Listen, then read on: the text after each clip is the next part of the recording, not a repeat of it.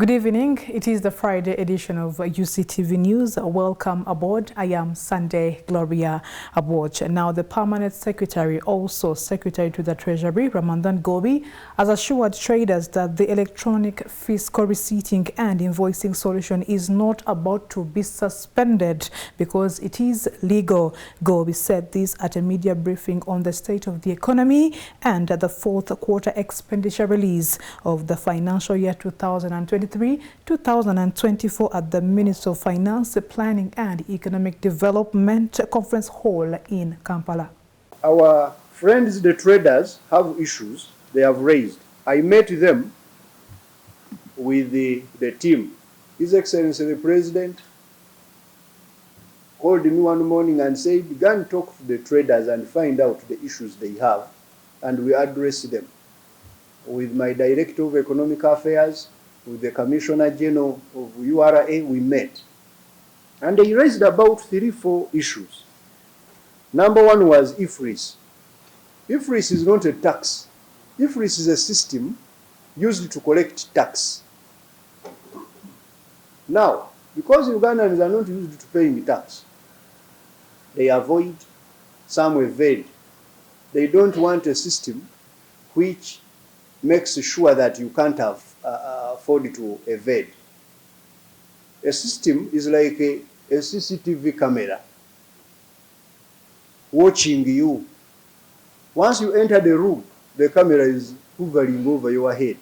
You say, "I don't want that camera." What do you want to do? What do you want to do in that room? So this is the IFRIS.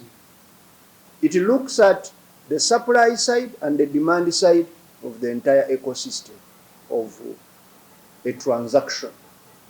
And therefore, I would like to encourage all of us to know that IFRIS has come and IFRIS is going to stay, to ensure that we know how much have we earned from a transaction, and is it what we have declared, and at the end of the day we shall collect revenue, small revenue from each person paying will make more money for us than now putting the burden on a few people who are compliant and then we leave out others.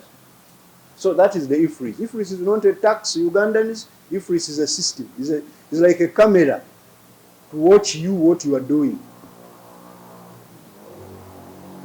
There was a claim that IFRIS initial cost is high and was being put on traders, that they have to buy the machine on their own. This has now been also worked on. We have developed an application which we are going to use at a much lower cost, and already it has started working. So the cost has reduced tremendously. There is no, and if there are any other claims of the cost and whatever, we can study those. If need be, government will shoulder the cost. But please make sure that the IFRIS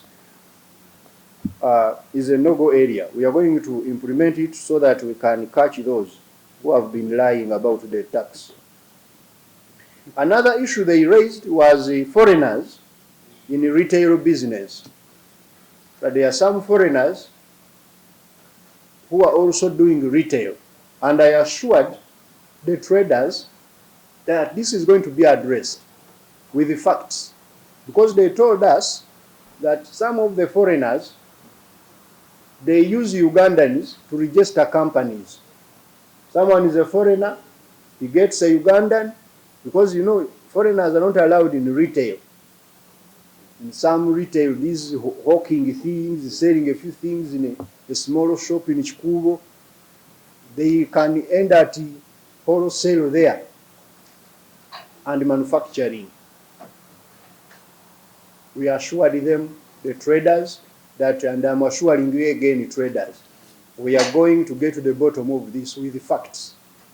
Those foreigners who have been vending things through others, we have means now of getting them, because we have beneficial ownership now in registration of companies. We shall follow up those people. Those who are used to lie that they are the owners, we shall get them. and they will be, of course, removed from the system. The other issue they raised was also manufacturers selling directly to the buyer. Someone is a manufacturer, is in the factory, but also has a shop. We again assure the traders, and I'm assuring you again, that we are getting the facts. We are going to study this. First, we need to find out, why are these manufacturers, if they are there, selling direct to the buyer? Is it because they are greedy, they want to take on all the business, or because you traders also, you were overcharging the buyer, thereby making it difficult for the manufacturer to sell his goods because they are not selling and the prices are high? This is what we are studying now. We have deployed a team to look at this. What are the actual reasons? And in Busia, a stark reality unfolds as a significant portion of its elderly residents endure dire living conditions without adequate support. Gwampede Old Age Charity Organization launched a fundraising initiative to respond and support the plight of the elderly who are in a state of neglect and desperation, demanding immediate attention from government and compassionate benefactors to restore dignity for the elderly.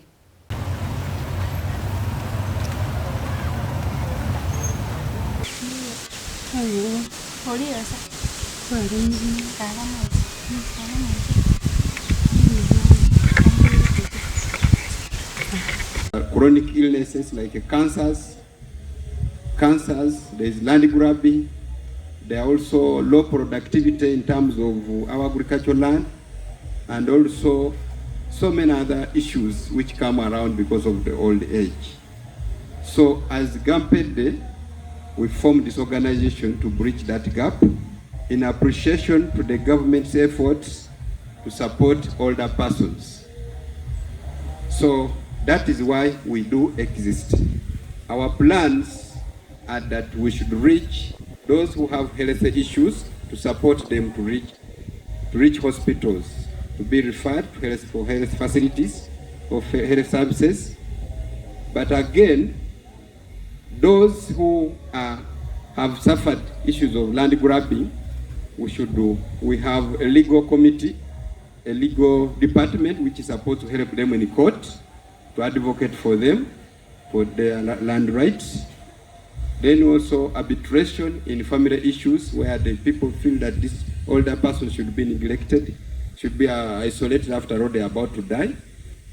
We should also advocate for them. Then prepare those who are about to retire, to prepare after retirement, what next. We're supposed to look at those ones who are destitute on the streets, to construct houses for them, to construct special homes for older persons, such that we house them. So far we have done some interventions. About 2 houses were constructed, semi-permanent, but we're looking for corporate bodies like banks, like farms, Ghana Roofings, MTN, Airtel, Stanbic, Centenary can come in and we support these people. And to reaffirm the commitment of government to ensuring that it does everything possible in supporting the welfare of the elderly people. Aware of the fact that we have SEG as a program that is intended to benefit the elderly people, my opinion may be contrary to what is happening for now, because the beneficiaries of SEG must be between the age of 80 and above. And as we speak now, the total population of the elderly people is at 10 million. You may realize that the only elderly people that benefit from SEG for now may not exceed 1 million or 2. So I was of the opinion that as going forward, I'm sure it is in the pipeline that adjustments will be made to that effect.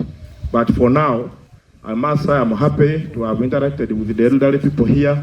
I share your plight, and that partly explains why, on hearing your invitation, the Honorable Ambassador delegated me to represent her here, and I've delivered her contribution of 1 million shillings towards this very noble cause. Thank you very much. And from Parliament, the Parliamentary Public Accounts Committee PAC has reprimanded officials from the Ministry of Gender for the neglect of Ugandans who go abroad but are taxed by the government. PAC Chairman Muhammad Mwanga Kivumbi says government has not done enough to see that workers in the Middle East get conducive working terms that has led to the death of some Ugandans employed there. They collect also a fee on commission, service charge, commission to local recruiting companies, the local companies, because they are paid, say $1,500. Do you collect a charge on them? Honorable Chair, the commissioners paid. It's only that what they pay is different from the external companies. So what did they pay? So yes, local companies which are assessed,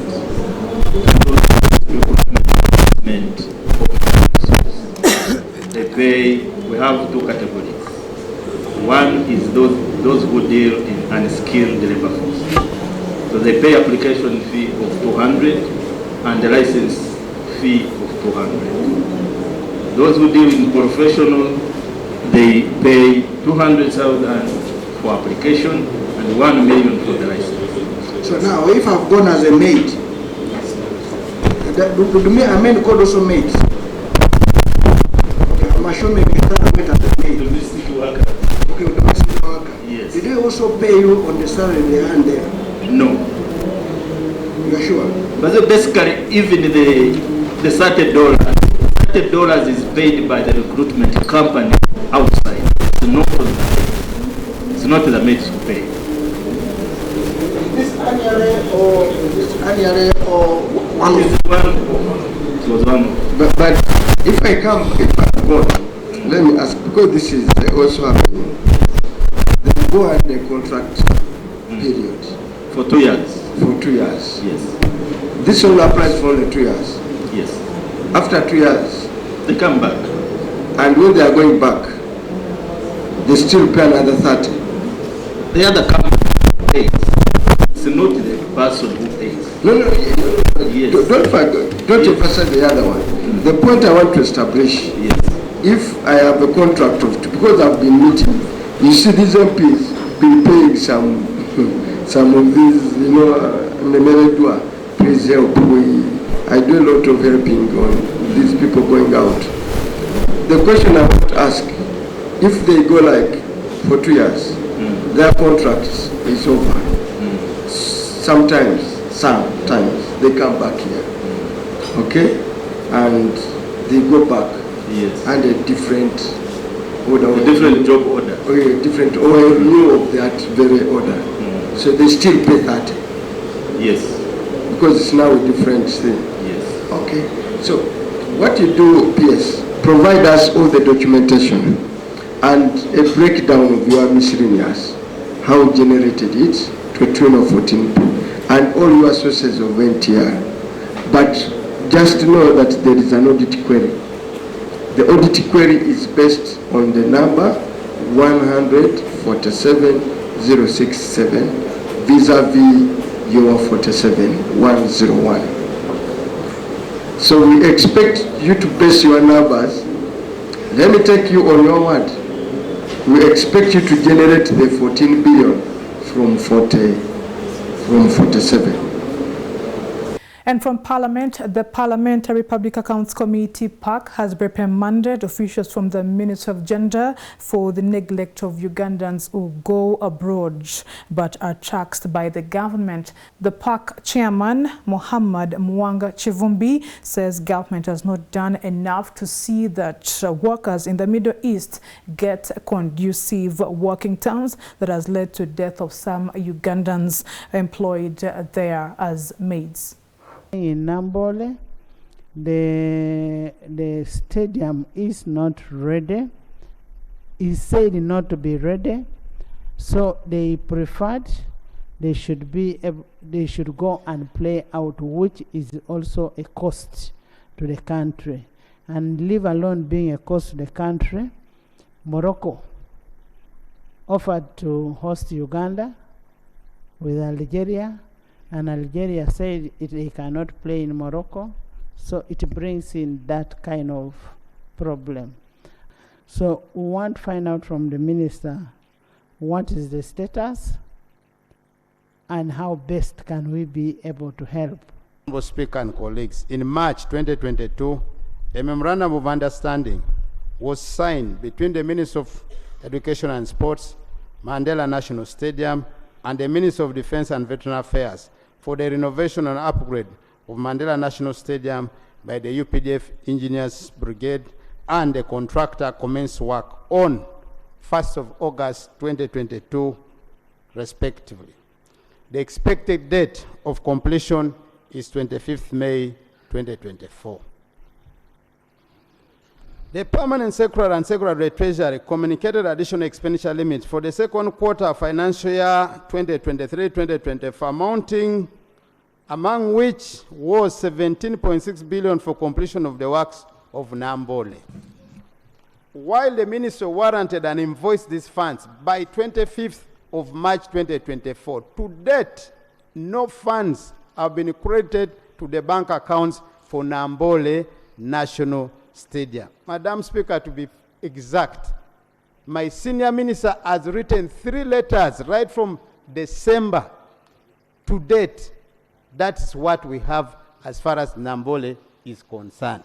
Once the Minister of Education and Sports receive the requisite funding, our priority shall be to work on areas that were highlighted as a necessity during the recent CAF inspections, which were funded and invited by the Minister of Education and Sports, so that we comply with the requirements to host the upcoming World Cup qualifier in June 2024, African Championship, and the AFCON 2027. I want to commit to this country that and Parliament that the 17 billion shillings, which is a balance of the 97 billion shillings that was recently approved, will be made available to ensure that the Nambole rehabilitation project is executed. And we are going to trigger the process today to ensure that the money is made available. So, Honorable Minister, please go and start the trigger and give us evidence of the trigger, and then as you come back for your ministerial statement. That's all we had for you from our local scene. Let's take a look at Today in History.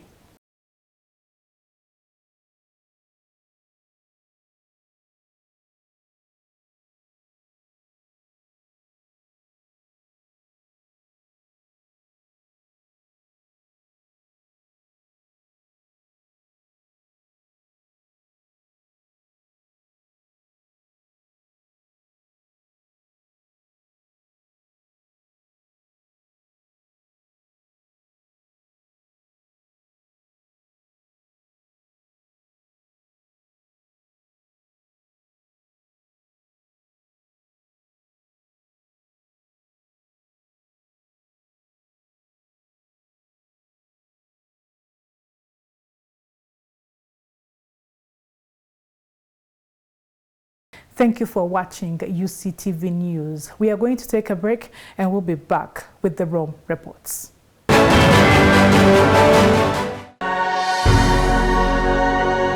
UCTV, good news for all.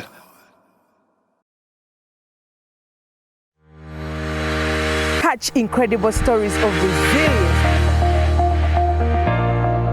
success. You can manage dirty money with a topping of inspiration. Get interested in people, not interested in yourself. Inspire, achieve, repeat.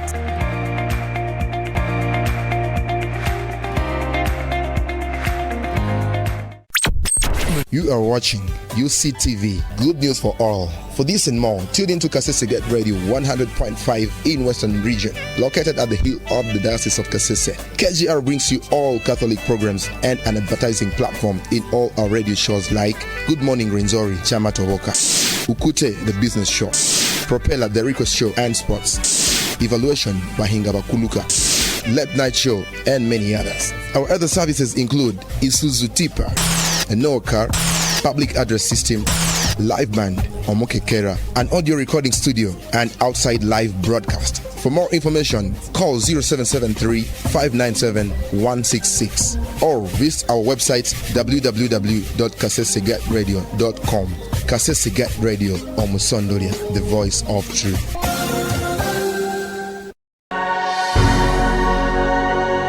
UCTV, good news for all.